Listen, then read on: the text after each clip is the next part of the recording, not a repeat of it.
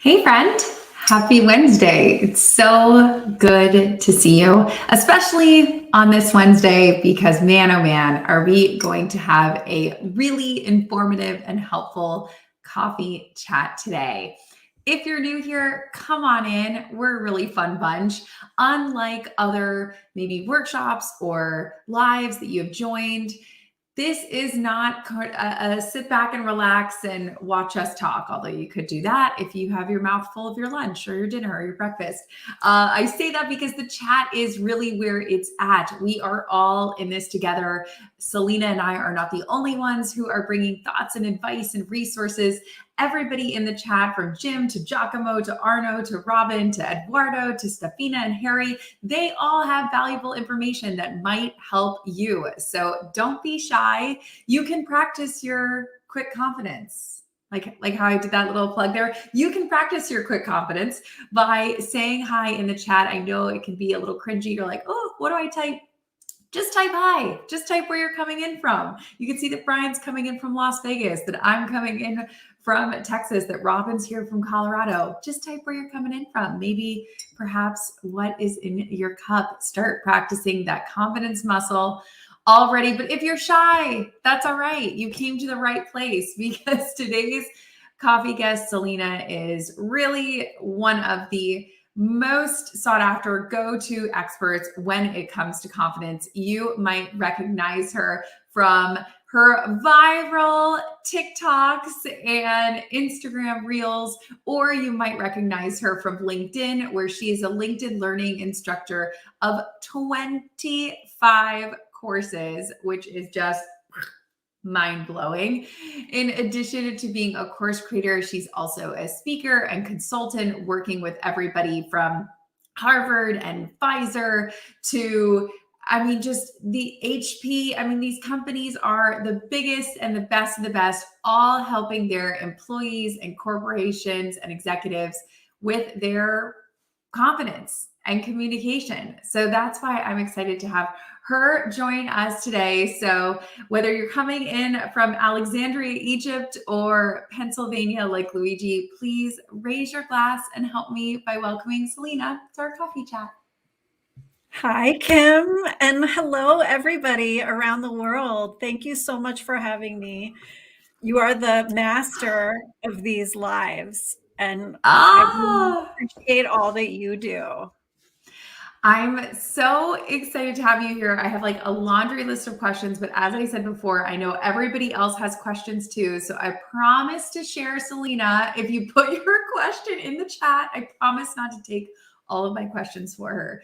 But Selena, I'm so excited you're here. First and foremost, congratulations, because when this guy hit my mailbox, I was like, holy moly, Selena has written another book.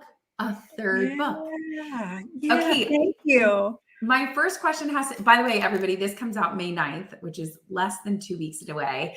But I'm super curious because it has been over a decade since you published your last book, which, it's been a hot second. So I'm curious, like, what has changed in 10 years? Like, what sparked you to say, because writing a book is not easy. So what sparked you to be like, we're going in for number 3? Yeah, well, it really was the pandemic. I felt like I was riding high. I was having this like personal moment of, wow, I feel like all those long hours and all that hard work paid off in my business as a speaker. And the pandemic came. And of course, all of our focus went to very different things, right? And a lot of those contracts went bye-bye with clients. And I felt myself needing a little confidence vitamin, like I was like, wow, what exactly do I have to stand on now? That some of these things have gone away. And I realized, talking to my communities, so many other people were feeling, feelings of insecurity and job insecurity, obviously worries about like physical safety and health and loved ones. And I thought if I could start a newsletter where we get that little fortifier every week, that would be awesome. And I was so excited when it went viral after not too much time. And that's really what motivated me to make it a book. I don't see it as a newsletter. I really see it as a community. All of us trying to live with more boldness. And I feel like it's really living with more boldness is one of those things that sounds really great, but sometimes when it comes to actually doing it in practice, we're just all like, "Oh, I don't even know where to start." So for those of us who are kind of like, I would love to make a strong first impression, that Mhm. would be really great, Selena, but like how can I do that without just feeling, oh, like just your shoulder, like the cringe? Yes, I can relate to that. I think we've all been there where we're like, who do I think I am doing this scary thing or initiating this or that?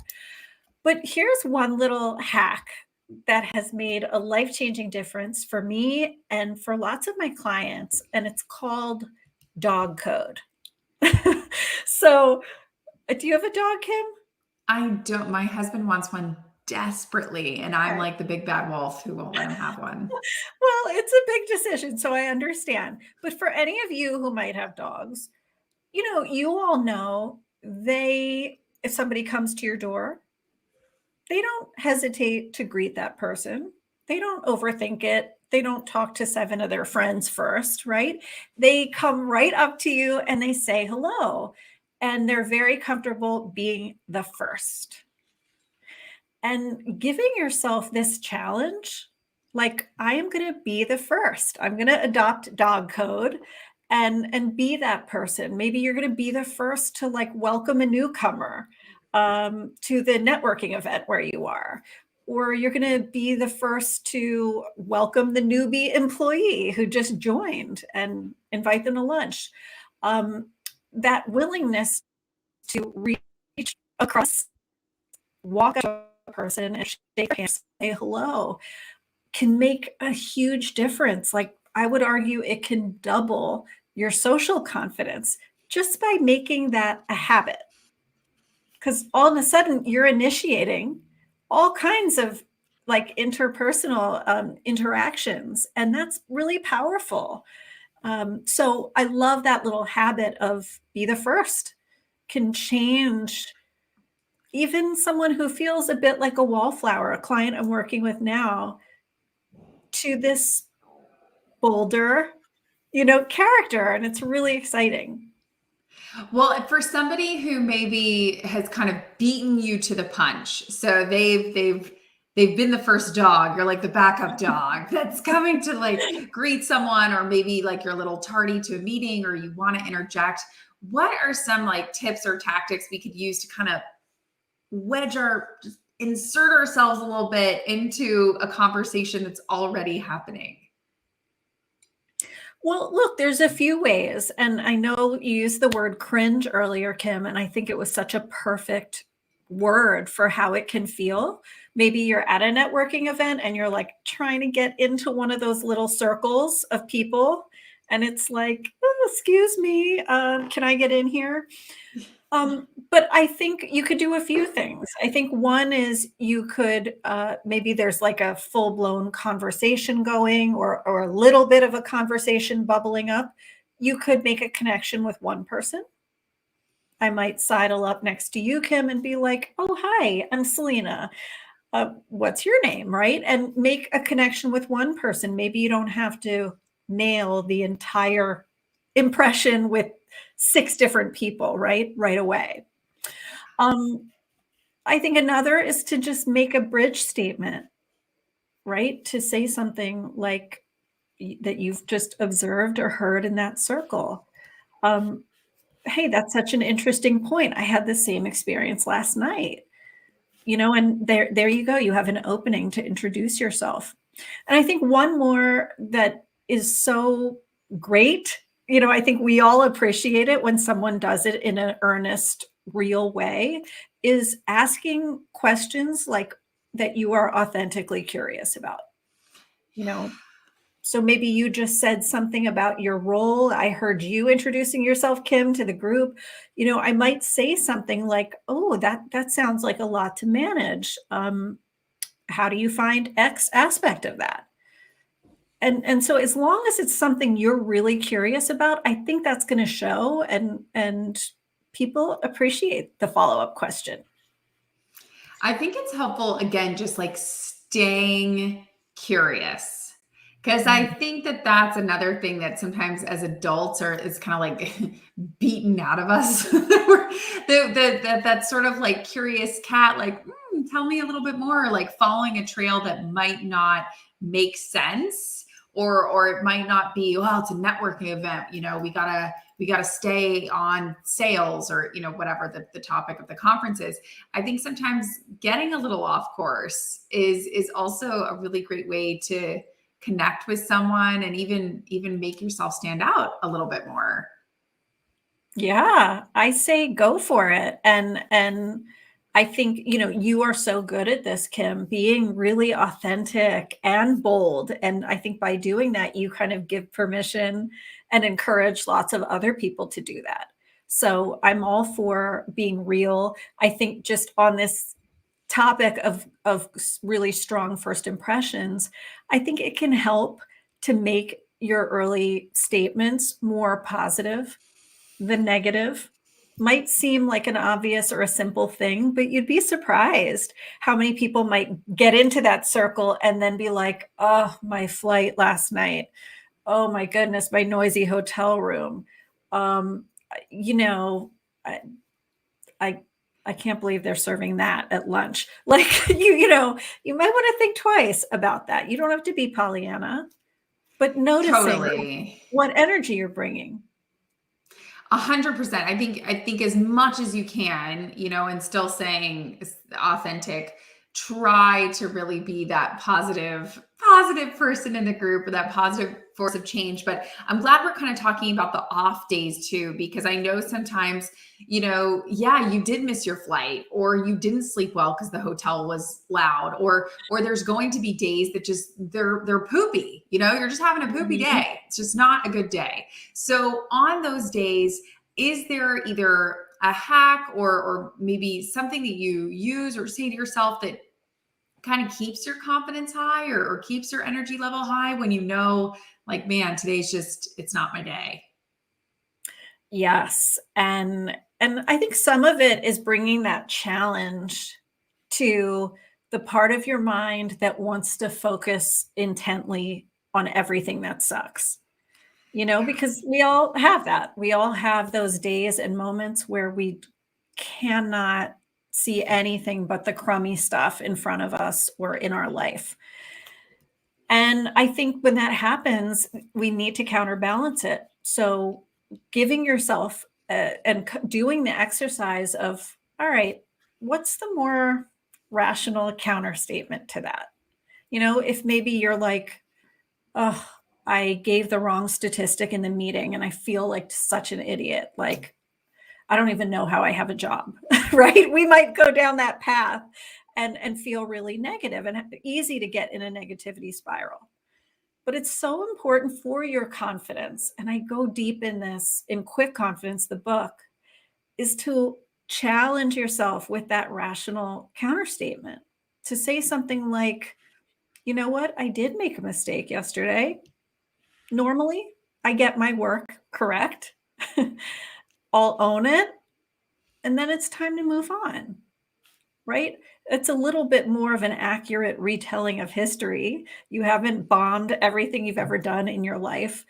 And I think it's up to us to find that inner coach, particularly like when we're used to an inner critic, that'll say, okay, I saw that good thing you tried to do back here. Let's try to do it this way next time to improve it. And so bring that balance, because it's very good chance that it was not all bad, that it was not all gloom, that there's not nothing we can't learn from this. Exactly. It's not all, woe is me. This is terrible. Yeah. I've learned nothing. But it can feel that way. And I know, maybe people don't know, and I talked about it a little bit in the beginning, but for years you have been really working with executives and top leaders at really prestigious companies, Microsoft, HP, World Bank, etc. I'm curious, what are some things that you tell these leaders, like, okay, I know you're really busy and you might not remember all 30 of my tips, but if you could just avoid, X, Y, and Z, that's like a really good start. What are some of those like no-nos that you're just like, oh, please, like, stop doing this? Yeah, well, one is, especially for those emerging leaders trying to get to that leadership rung, is don't over apologize. Don't feel sorry for the air that you breathe, because sometimes what we might interpret as respect, I was being respectful with that senior vice president, is actually really putting yourself down here unnecessarily. When what we want to do with these people is speak more peer to peer. So Mhm. I wouldn't say things like, oh, I'm so sorry to bother you, right? Instead, realize, your time is just as important. Okay. And instead, you want to walk in there and say something like, especially if you want to acknowledge them meeting with you, say something like, I'm so glad we could meet. I'm here to discuss A, B, and C. But this sorry to take your time, sorry, I'll hurry up and be out of here in 2 minutes. Sorry, uh, it doesn't do a lot for our own self-confidence, and it really doesn't help us make the kind of impression we want with others, which is that we earned our place in this meeting, in this room, in this 30-minute session we're having. So I think it's so important that we keep that in mind. And by the way, same if we make a mistake. We talked about that. I gave the wrong statistic in a meeting. You can own an error or a mistake without apologizing for it ad nauseum. There's a difference. Right. Yeah, you can just kind of say, "Hey, my bad," and we're moving on. One of the examples that I love to kind of tell people when it comes to this, because I think one of those things is like we're obsessed with our own mistakes, but everybody else, like, they're obsessed with their own mistakes, so they don't really care about us as much as we think they do. And the one example that I always tell people is, if you look at like a LeBron James or a Tom Brady, they might miss a basketball shot or throw an interception, but it's the next play. Like we can't, LeBron's not crying because he missed, one free throw in, the first half. We got a whole nother half to play. So we gotta keep it moving. And I think sometimes we would do well with a little bit of dose of that ourselves. You're so right, Kim. And it's true. He does not need to score every single shot to succeed and do well. And look, it's the same for most of us. If you've gotten several failures, to write a book from publishers, do I need 12 yeses? No, I don't. And when we're looking for a job, do we need every one of those to be a firm offer? No, not to move, not to get career advancement or grow. So I think that's really smart. Like, on a practical level, not only do we not need it, but I think we should do the exercise every time we read an impressive person's bio. We should kind of think about the failure resume behind it. Because we see your clients are, your TEDx was about, your this and that, but we don't see what's for sure behind that, which is, here's the 3 TEDx's I didn't get accepted to. Here's the, you're seeing the SVP job, but here's all the ones I didn't get. So you have to assume, when you look at somebody else's bio, there's been a path of, foul balls, misfires, straight up rejections, and we have to normalize it for ourselves too. Oh my gosh, we absolutely have to normalize it. And I think Rachel brings up a great point here that, again, not only are you not going to win every game, but sometimes it's okay if you lose multiple games in a row, or multiple book publishers turn you down in a row. And I'm curious, when you have this happen to you, Selena, because, I'm sure it's happened not only just with book publishers, but in general, what are some ways that you pick yourself up? I know that you talk a little bit about affirmations in the book, but are there affirmations that you say to yourself or that you recommend to your clients that when you've just been kind of getting those no's or kind of been losing those games over and over that you use to kind of pick yourself back up? Yes. And especially as an entrepreneur, I have had many of those moments. I will never forget getting ready to pitch a big corporate law firm on some leadership development work. And I got out of the subway in New York City and I just like looked at the skyscraper that they were in. And I could not have felt smaller, more intimidated. Like, are you sure you belong? And Yeah.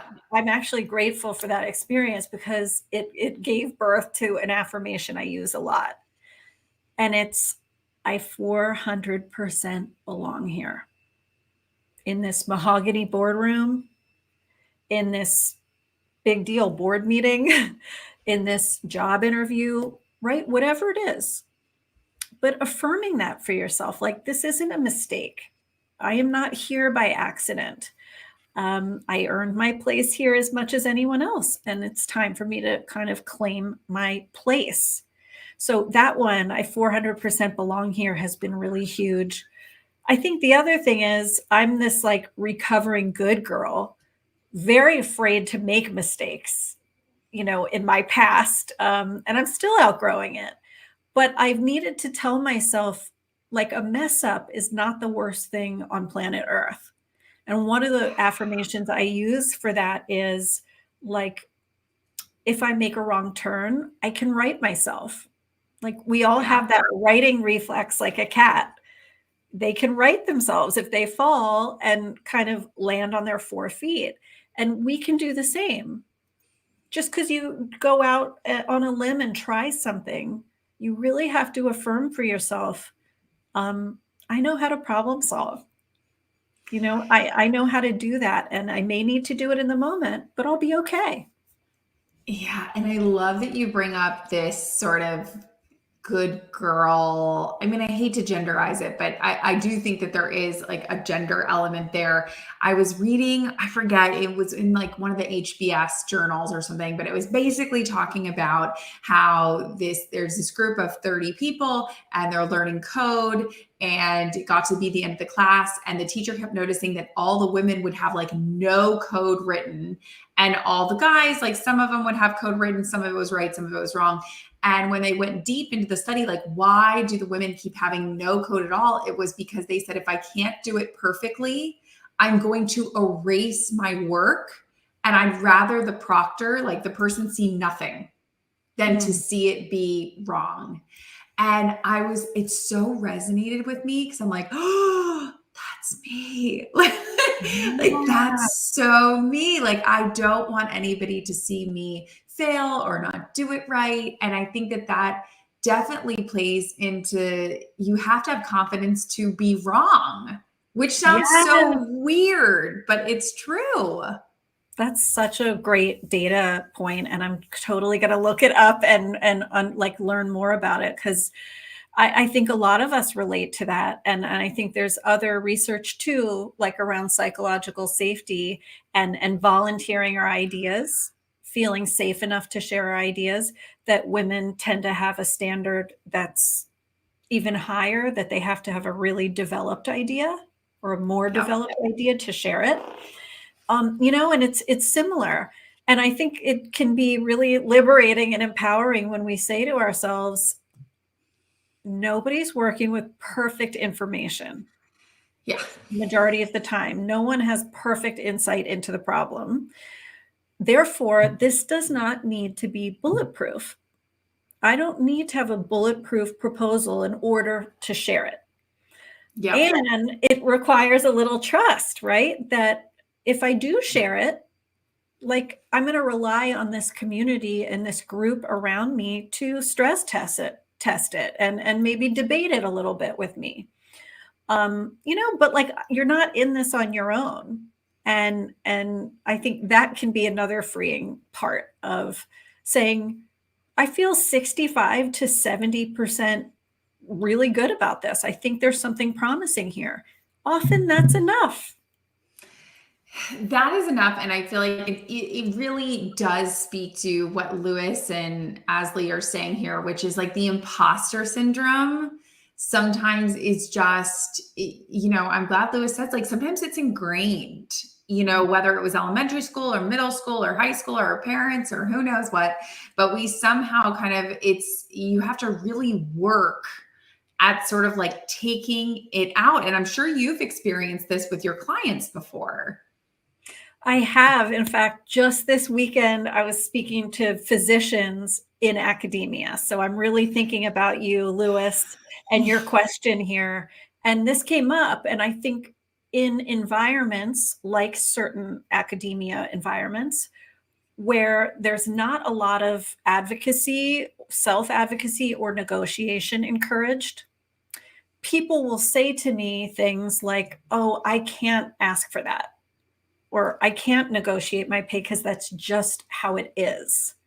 Yeah. It can be really damaging. That doesn't exactly help us with our confidence. And it's easy to swallow that whole like, hey, that's just the environment I'm in. I can't do it. But here's what's interesting. Every time I hear that, and then I ask the audience, okay, but how many of you know an exception? Everyone will raise their hand. So True. I'd be very careful about like the blanket beliefs, you swallow whole, including maybe a thought like, I can't ask for that. I can't negotiate what's more optimal for me. I think that's kind of mindset shift number one. I think the other thing with imposter syndrome is I think it really helps to develop a healthy kind of respect for your strengths. Yeah. I think imposter syndrome breeds with you overlooking your strengths or your unique value. Trust you have a unique value that you bring, your hybrid skills, your background, your voice, that the different ways you express ideas and make a difference. And I think practicing, like talking about that, getting a little more fluent around your value is so important because Kim, I know I can vouch that I've done this. Sometimes we wait till like we're looking for a job to practice this. And we feel so out of our element because like, oh, I haven't talked about my value, my key skills and contributions. Please do that. That's one way you can get, I think, have these wonderful signature strengths of yours become a little more integrated into who you are. Exactly. Just like a little more firm, a little Right. more firm.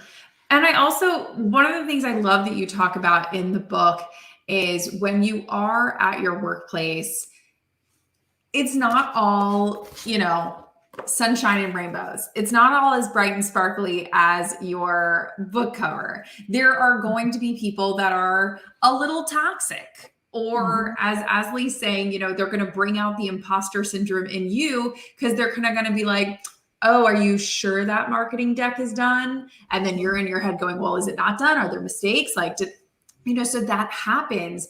How do we deal with maybe these toxic influences? Because I don't think the answer, which people are going to come at me for this, but I think sometimes Gen Z is a little bit like, well, the answer is to leave and to like really go somewhere that I'm fully respected. And Gen Z is going to come after me for this, but like, I disagree. Like part of the human experience is like, not everyone around you is going to be like super zen and love you and everything's all great. No, like it sounds weird, but you have to learn to work and deal with toxic people.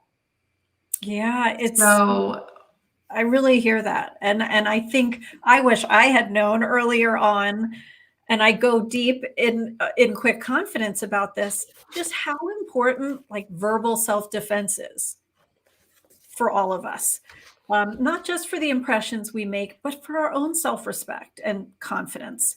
So I think one of the things we can do here, if we work with like a toxic underminer, gotta love them, is when they come to you with a question, you can take the bait if you want and answer the question immediately, or you can pause, which I recommend you do.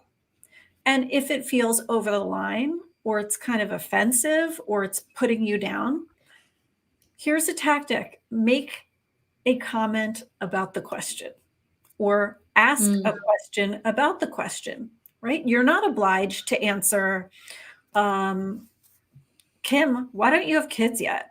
Or so and so, why do you keep going to doctor's visits during the day? What's going on there? Or are you sure you got the PowerPoint deck in proper order? I'm not so sure, right? Asking a question about that question can be a really powerful way for you to set a boundary and keep your confidence. So you might say, what makes you think the PowerPoint isn't up to snuff? Yeah. Or you might say something about the doctor's office, question. Wouldn't you like to know? I mean, Right. there's a little humor too. I say like shame them, but just a little bit, Eh, because you can just a little bit. give them a chance, to kind of maybe see the absurdity or hear it back, played back of what they just asked, how it's Well, over and the. oftentimes people will back down when you like verbally judo chop them back, because if they say like, well, why are you sure the marketing deck should be in this order? And you say back, well, I'm pretty sure, but why are you not sure? Then it's like, oh, well, I mean, yeah, I'm sure the way you have it is totally fine. I was just like, sometimes they then start to backpedal when you kind of karate chop them back a little bit. Yeah, you're right. Because I think in that moment, that person's kind of waiting for the big doubt in your mind. Oh, no, what? Oh, gosh, should I relook at it? Do I need to do another pass through? And you're right. I think your sure-footedness and confidence in either saying, I have reviewed it, I feel good about it, or putting it back on them. What makes you think something's off there? Is a nice place to be. Exactly. It's an art of that sort of like gentle pushback, but that's what I think that this book is going to be so helpful for a lot of people, because it to me is one of those things that you can kind of keep on your desk and just do like a little refresh. Or if you're going into a situation that you're like, oh, like I know this is like a toxic environment or whatever, it's like you give certain pages a little bit of a reread. And I just feel like it kind of, I don't know, it's like a little injection of Selena into your life. Oh, thank you. Oh, I love that you said that, because that's exactly how I intended it to be, like that quick confidence boost that you need. And I'm excited about the way it can make a difference for people. I'm curious, what was maybe your favorite subject to write about for the book, or your favorite chapter, or your favorite, because I know I have friends that have written books. I haven't written a book myself, but they tell me that a lot of times kind of when you're in the flow, there are certain either chapters or sections that kind of pour out really easily. And then there are some that they kind of have to like muscle through. So I'm curious for you, like which parts of the book just kind of tumbled out for you? One of my favorite topics, and I think it's because I've seen people struggle with it, I myself have struggled with it, is dealing with intimidating types and Yeah. overcoming those feelings, right? So that you can still make the connection with the person, or you can still get maybe the answers you need, or whatever it may be. And that tumbled out. That was like free flowing. And I have some advice there that I think can really make a difference for people. because we're all going to be around someone we think is so extra. Like, whoa, they are seem so up here, whatever that means. And one of the pieces of advice I have is interact with the person, not the power.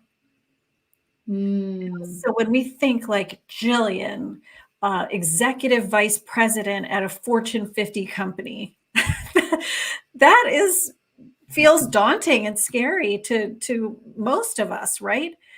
But when we're like, this is Jillian, she works in marketing, and we focus on the like flesh and blood human being, Mhm. it can go such a long way to make us again feel okay, we also belong here.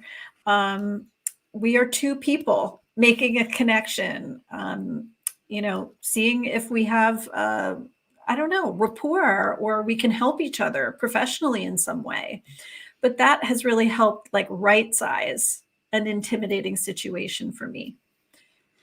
I love that. Just kind of separating out human, position, two separate things. Freaking Yeah, same. like even saying, "And how was your weekend?" Right? I might find that that person like drove their kids all over town to sports events just like me, or Right. is human, in a way maybe even I can relate to. So I think that is really important to not over focus on the title, the logo of the company, whatever it is that's so Yeah. scary. Um, and I think the other thing is to keep it peer to peer, even if they are like the Jedi of the universe, um, there's this saying, and the saying is, if you put somebody up on a pedestal, don't be surprised if they start to look down on you. And I think we actually earn more respect from them when we speak like a peer, peer to Yeah. peer. And so I think that's one way to hold on to your power and not let it seep away.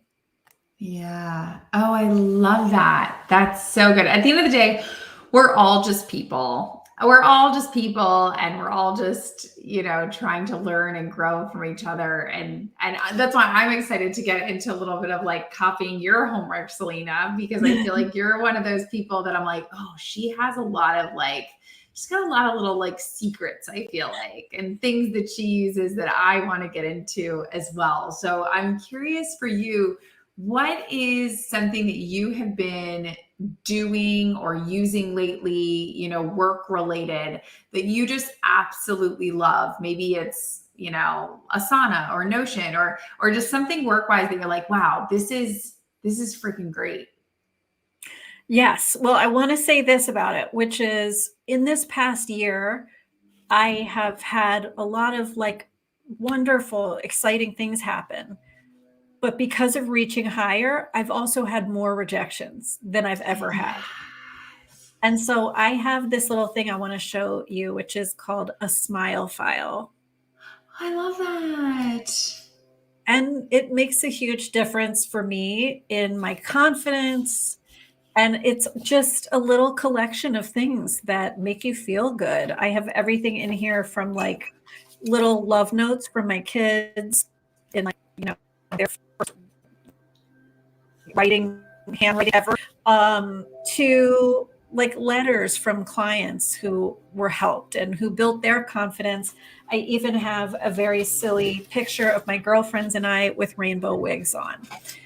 But like, I can't go into the smile file and not have it give me perspective, after even the worst rejection, and say, wait a minute, my life is a lot fuller and richer than I'm giving it credit for right now. Totally. You want to go to your like little happy place when maybe things aren't going your way. I absolutely love that. And you could probably also do like a digital version of a smile file too. You could do like a physical one and a digital one, which would also be Yes, really I great. love that idea. Okay. When you are just in your car or walking or whatnot, is there a podcast that you listen to, or maybe a newsletter that you love reading every week? Yes. There is a podcast. I had the pleasure of being a guest on it, but I love it so much, by another LinkedIn learning instructor named Pete Mockaitis. And it's How to Be Awesome at Your Job. I And love it, that. Yes. yeah, it comes with an email after each podcast that gives you like the person's top nugget. And so I love it because sometimes I can catch the podcast, sometimes I can only catch the email, but I always feel like I learn from it. And Pete does such a good job of distilling down like the jewels from this person. Ah, I love it. How to Be Awesome at Your Job, too. That's such a great title. Very easy to Yeah. remember. Mm-hmm. I love that. Okay, speaking of, social media and people, podcasts that you listen to, are there specific humans, or it could be a brand that you follow, whether it's on Instagram or LinkedIn or TikTok? Because I know you're big there as well. Like, what accounts are you following that just kind of light you up? Yes. Well, Kim Cope. I mean, that has got to be said. Seriously, Kim, you do Oh, so much that thank all of us you. admire. And I really appreciate you, again, your authenticity, the skills you share, your example of boldness. So I'm putting you number one. I would say another person who I really appreciate, and I think we need at this time, her name is Dr. Jacinta Jimenez. And Mm, she wrote a wonderful book called The Burnout Fix. And her feed on mm. LinkedIn is all about preventing burnout. And it's got awesome advice. Ooh, And I then like one that. more, yeah, is Daniel Pink. Just in case you don't follow him, he is an amazing New York Times bestselling author, but he shares like really insightful data points, just like a little bite size, that are surprising and not intuitive at times, and really make you think. So I recommend him as well. He is such a good follow. I will second that vote, because he really does have such great content and ideas that he's putting out. So I second that one for sure. And Yeah. okay, last but not least, I'm super curious if we love homework around these parts, as you already know. I am going to proactively give everybody a homework assignment, which is pre-order this book. It comes out May 9th, Quick Confidence. It is absolutely a must-have resource if you are working or living with groups or other people. It's just, there's tons of great tactics in here. But if you could give all of us homework for the rest of this week and the weekend to do something or try something or listen to something, what would you have us do? So I would say this. This is such a wonderful thing for all of us to build up in ourselves, but it's just as important we give other people a vote of confidence, right? And we affirm those people around us, especially the ones who like might be overlooked and not get their due. So I want to challenge all of you in the next week. Think about one person that you could extend your confidence to. You could say to them, you know what? That's a nice dream. I think you should think bigger. Or, you Mm. know what? Someone needs to present to the client next Thursday. I think you would be great at it. Do you want to try to be the person and represent us? So keep that in mind. There's somebody who would benefit so much from your nudge, your vote of confidence. And I think so many of us can look back and say our best teachers were often the people that saw something in us, that saw some potential that wasn't being tapped or fully utilized. Like, be that person, be that light for someone. Uh, I love that. It is a gift that keeps on giving when you give somebody that boost of confidence. I absolutely love that. Selena, where can people keep following you, learning from you? Which platform are you on the most often? Yeah, so I create daily leadership content on Instagram and TikTok, and I'm here very often on LinkedIn as well. So please come say hello any of those places. And I think all of you will love Quick Confidence, the book. You can find it anywhere books are sold. Oh, I love it. Well, Selena, thank you so, so much. This was unbelievable. It's so good to see your face and to get a quick boost of confidence from you. So thank you so much for joining us. We really appreciate it. You too, Kim. You are amazing and keep shining. It's awesome to see. Ah, thank you. Thank you. And thank you for joining us today. I know that you have a million things going on with work and your workload. So we really appreciate you being here to join us. We will be right back at this same place next week at 1 p.m. Eastern. And I hope to see you there. Until then, have a wonderful rest of the week. And I hope you can give somebody that little bit of confidence that they're looking for. So have a great one, and we'll see you next week.